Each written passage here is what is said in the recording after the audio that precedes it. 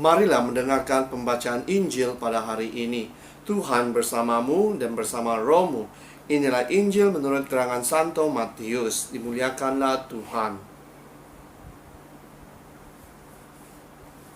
Pada waktu itu datanglah murid-murid itu kepada Yesus dan bertanya, "Siapakah yang terbesar dalam kerajaan surga?" Maka Yesus memanggil seorang anak kecil dan menempatkannya di tengah-tengah mereka, lalu berkata, "Aku berkata kepadamu, sesungguhnya jika kamu tidak bertobat dan menjadi seperti anak kecil ini, kamu tidak akan masuk ke dalam kerajaan surga. Sedangkan barang siapa merendahkan diri dan menjadi seperti anak kecil ini, dialah yang terbesar dalam kerajaan surga. Dan barang siapa menyambut seorang anak seperti ini dalam namaku, ia menyambut aku. Ingatlah, jangan menganggap rendah seorang dari anak-anak kecil ini. Karena aku berkata kepadamu, ada malaikat mereka di surga yang selalu memandang wajah Bapakku yang di surga. Bagaimana pendapatmu? Jika seorang mempunyai 100 ekor domba dan seekor di antaranya sesat, tidakkah ia akan meninggalkan yang 99 ekor di pergunungan dan pergi mencari yang sesat itu? Dan aku berkata kepadamu, sesungguhnya jika ia berhasil menemukannya, lebih besar kegembiraannya atas yang seekor itu daripada atas yang ke-99 ekor yang tidak sesat. Demikian juga Bapamu yang di surga tidak menghendaki supaya seorang pun dari anak-anak ini hilang." Demikianlah Injil Tuhan. Terpujilah Kristus.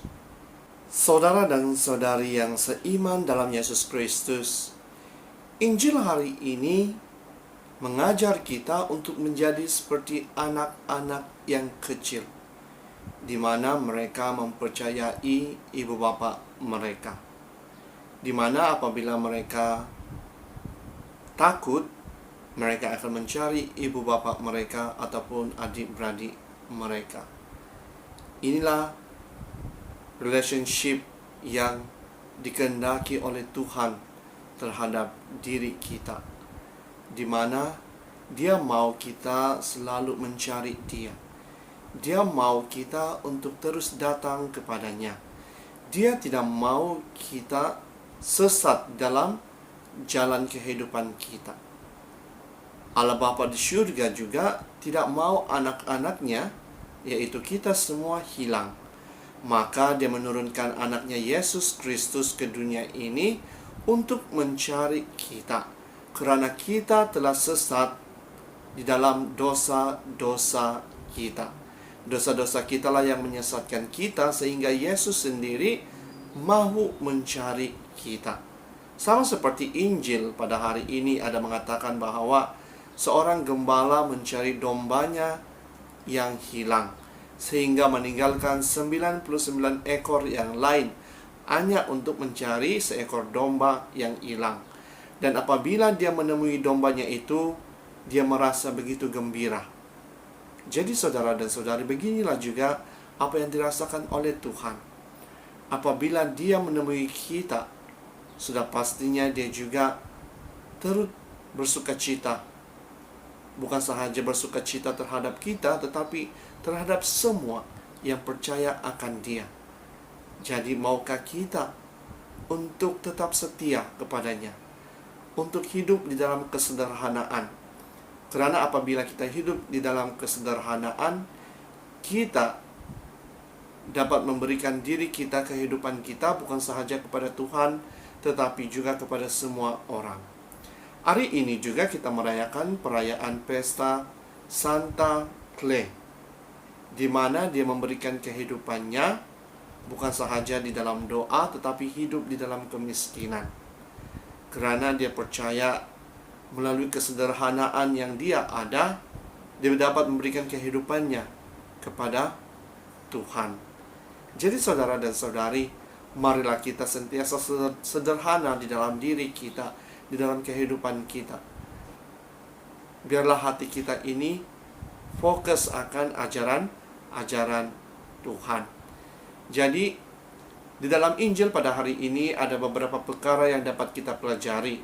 Yang pertama, Allah Bapa bukan sahaja ternanti-nanti akan kita melalui pertobatan kita, tetapi Allah Bapa di surga sendiri menurunkan anaknya Yesus Kristus untuk mencari kita. Bukan sahaja untuk mencari kita, tetapi untuk membawa kita ke rumah Allah Bapa di surga. Jadi saudara dan saudari, maukah kita mempersiapkan diri kita untuk datang ke rumah Allah Bapa? Jika iya, marilah kita bersedia.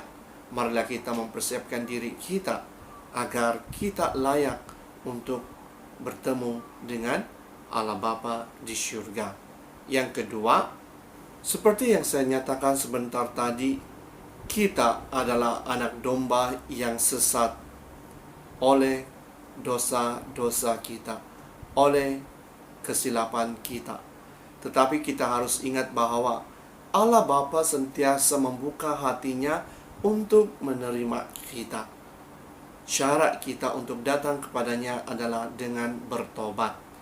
Jadi, maukah kita bertobat dan datang kepada Allah Bapa? Yang ketiga, saya percaya anak domba yang sesat itu sudah pastinya merindukan gembalanya. Begitu juga dengan kita. Kita sudah pasti rindu akan Allah, rindu akan Tuhan di dalam kehidupan kita.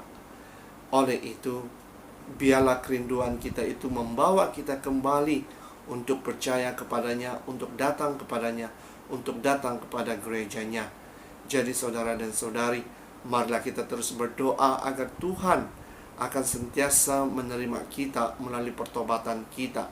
Biarlah kita melalui pertobatan kita dapat mendekatkan lagi diri kita dengan Tuhan, bukan sahaja dengan Tuhan, tetapi dengan orang di sekeliling kita.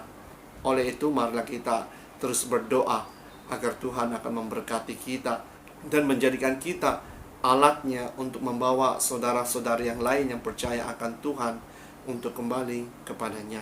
Dalam nama Bapa, Putra, dan Roh Kudus.